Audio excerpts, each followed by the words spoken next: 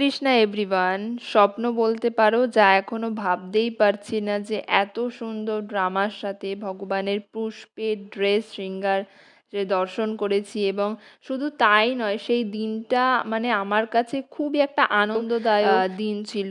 এবং এত সুরেলা গায়িকাদের দর্শন পেয়েছি। মাধুরিকা দেবী এর মধ্যাহ্নের সময় কীর্তন করছিলেন কমল গোপাল দাস প্রভু, সন্ধেবেলার দিকে বিশাখা দেবী দাসী। ভগবান যেন মধুর কণ্ঠে এদের ভরিয়ে দিয়েছে সত্যি।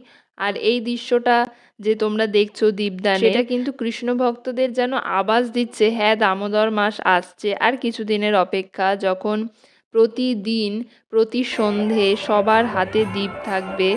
এবং তোমরাও কিন্তু ভুলো না, তোমাদেরও সন্ধে আরতি শুরু হতেই বাড়ির দিকে রওনা দিচ্ছি। আসার পথে জগন্নাথ বলরাম সুভদ্রার দর্শন সেরে যাচ্ছি। চলো, কৃপা করুক ভগবান, তাড়াতাড়ি দর্শন দিক। হরে কৃষ্ণা।